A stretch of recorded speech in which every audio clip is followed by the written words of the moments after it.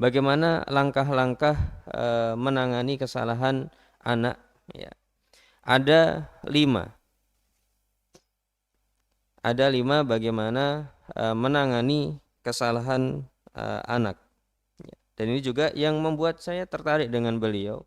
Karena 5 langkah ini ketika saya aplikasikan pada anak saya bisa berhasil.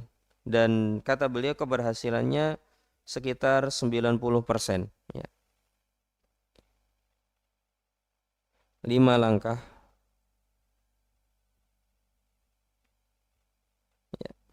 menangani kesalahan anak.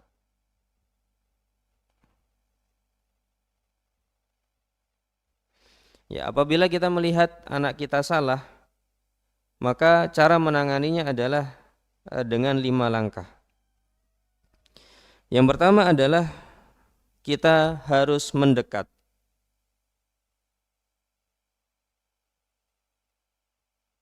Bahasa perintahnya adalah dekatilah. Ini adalah konsep yang harus ada sebelum kita membenarkan kesalahan anak. Harus mendekat, bukan dari jarak jauh. Satunya dari kamar bapaknya, yang satunya di kamar anaknya. Teriak kencang-kencang, bukan. Ya. Tapi harus mendekat dengan jarak intim, ya. Dengan jarak intim. Dekati di sini jaraknya jarak intim.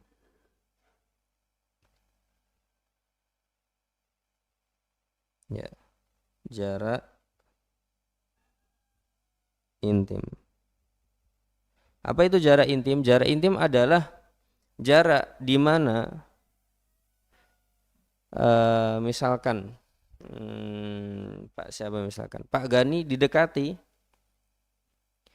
kemudian kalau yang mendekati orang asing beliau akan narik mundur, ya, akan sedikit menjauh. Itu disebut dengan jarak intim. Ya. Jadi kalau orang lain mendekat, kita akan bertanya-tanya ini mau ngapain ini orang. Ya. Tapi kalau dia orang dekat, didekati, dia akan oke-oke aja. Apalagi anak kita didekati juga tidak ada masalah. Jadi harus mendekat ke jarak intim. Ya. Yang tadi kita sebutkan jarak intim adalah jarak yang apabila orang lain mendekat biasanya kita akan mundur. Ya. Kalau orang-orang dekat kita mendekat ya tidak masalah. Suami, istri, anak, bapak, ibu biasanya oke-oke saja. Ya. Baik, didekati sesuai dengan jarak intimnya. Kemudian yang kedua adalah dipegang. Dipegang tubuhnya. Ya. Biasanya kalau yang sudah muda, sudah menjadi pemuda, dipegang pundaknya. Atau mungkin juga dipegang tangannya kalau anaknya. Atau kalau masih kecil mungkin dipegang kepalanya. Intinya ada sentuhan, ya, di dalam diri anak. Dari orang yang ingin membenarkan. Harus ada pegangan. Ya.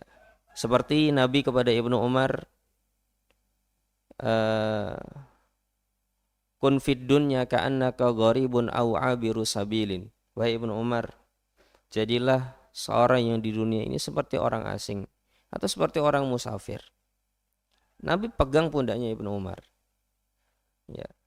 Nabi ketika ingin mendoakan Ibnu Abbas dipeluk dalam sebuah riwayat, Allahumma faqihu fid din wa 'allimhu ta'wil. Ya Allah, faqihkan dia dalam agama dan ajari dia tafsir Al-Qur'an sambil dipeluk. Artinya dekat dan ada sentuhan tubuh di situ. Ya. Dan bagi yang belum terbiasa ini susah. Ya. Bagi yang belum terbiasa ini susah. Tapi kalau dari sisi Nabi, Nabi melakukan ini. Ya. Ketika Nabi didatangi oleh orang yang izin berzina, wahai Rasulullah, saya izin untuk melakukan zina. Salah satu yang dilakukan Nabi adalah coba sini, dekat udunu. Kemudian yamsahu ala sadrihi, disentuh dadanya.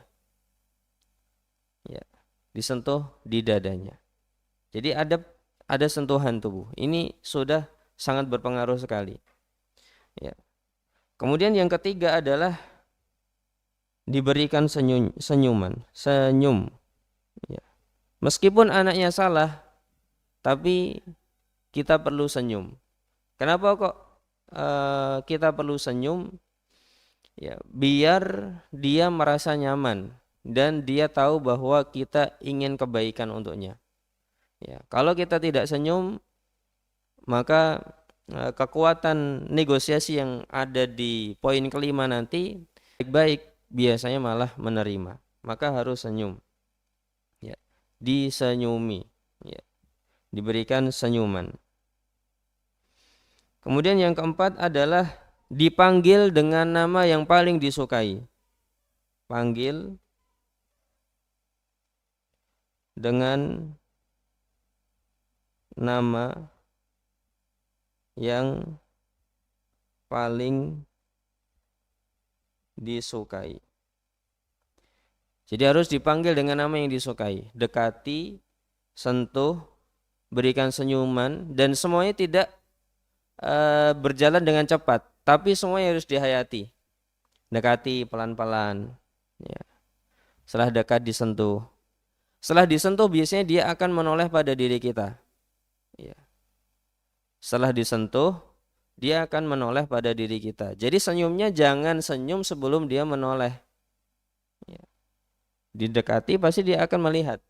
Mau ngapa ini bapakku ya? Gitu. Nah, kalau sudah menoleh, kita yang senyum. Ketika dia sudah tahu kita senyum dan dia sudah mulai connect, panggil dengan namanya. Mas, gimana kabarnya? Ya. Anak yang ku sayangi, misalkan. Dengan bahasa-bahasa sayang. Adik. Ya. Namanya siapa? Muhammad. Nama yang paling disukai dipanggil. Setelah itu yang kelima adalah sampaikan pembenaran dengan bahasa harapan dan dengan jeda waktu. Sampaikan pembenaran dengan bahasa harapan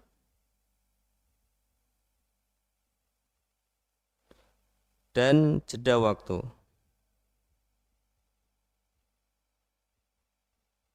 Ya. Jadi yang harus digarisbawahi di sini bahasanya bahasa harapan dan jeda waktu. Kenapa bahasanya bahasa harapan? Karena bahasa harapan ini lebih mengorangkan anak kita. Beda dengan bahasa perintah.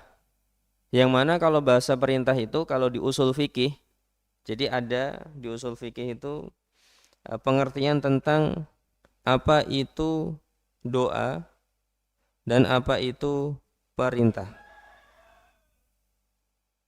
Ya, padahal secara makna sama. Ya Allah, lapangkanlah rizkiku.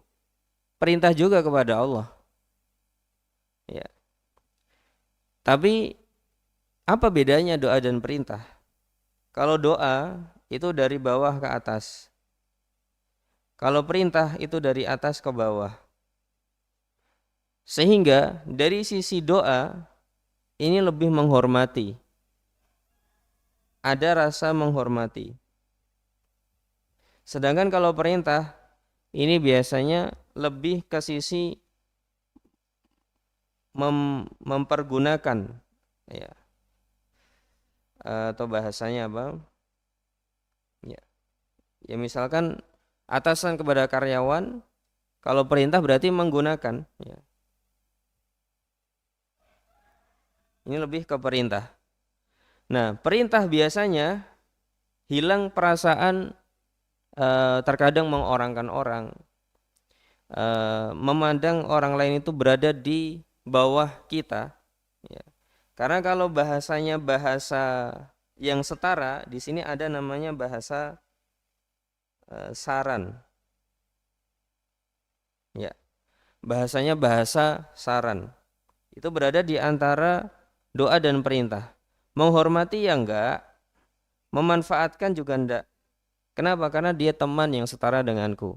Bahasanya hanya bisa dengan bahasa saran terkadang. Dan biasanya yang bisa menggunakan bahasa ini lebih berpengaruh kepada temannya yang lain.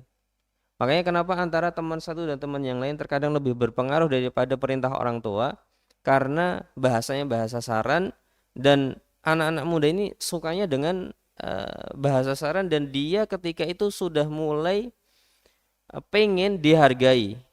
Aku adalah orang yang berharga juga. Pendapatku juga harus dipertimbangkan dong, gitu. Itu anak yang muda. Jadi bahasanya bahasa saran. Ini kalau belajar usul fikih saja kita paham ini. Ya.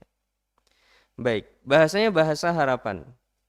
Ya, bahasanya dengan bahasa harapan. Contoh bahasa harapan adalah Nabi kepada Ibnu Umar. Ketika Hafsah binti Umar menceritakan kepada Nabi bahwa Ibnu Umar itu adalah seorang pemuda yang tidak sholat malam. Ya, umurnya ketika itu 20-an tahun. Namanya juga anak muda, bangun sebelum subuh itu susahnya minta ampun.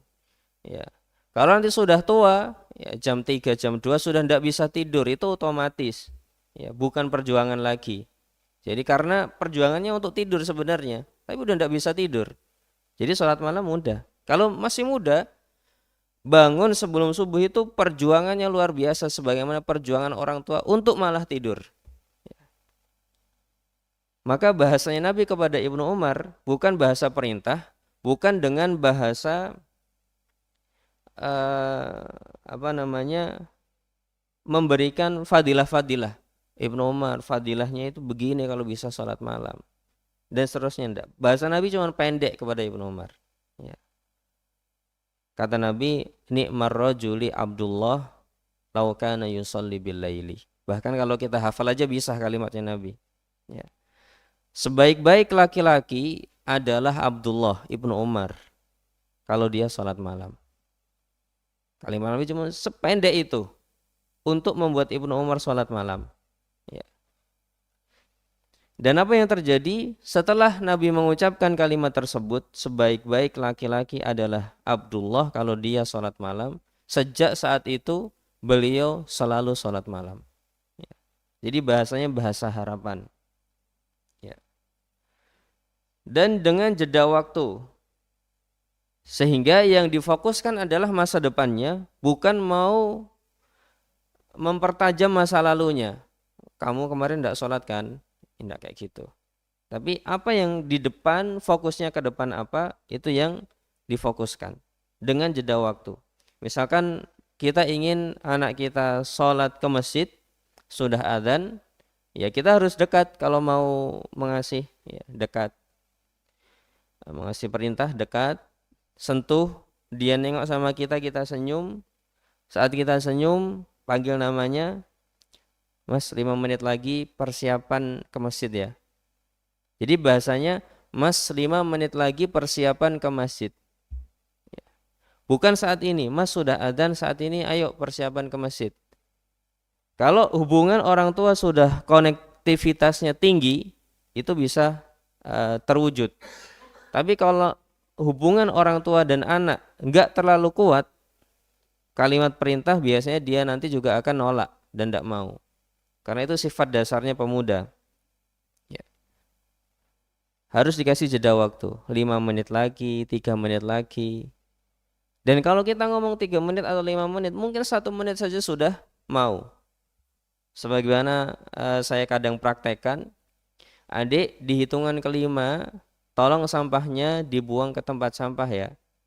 Ya. Setelah dengan 4 langkah tadi, kalimat kelimanya, adik setelah hitungan kelima, sampahnya dibuang di tempat sampah ya. 1, 2, itu sudah siap-siap. Dan kadang belum selesai hitungannya sudah berangkat buang sampah sendiri. Tapi kalau langsung kalimatnya, dek sampahnya dibuang tempat sampah, tidak mau biasanya. Ayah aja yang buang. Gitu. Ya. Biasanya seperti itu. Dikasih jeda waktu, dikasih kalimat harapan, biasanya akan mau. Ini saya dapatkan juga dari beliau, ya. Dari Mustafa Abu Sa'ad tadi, di materi beliau tentang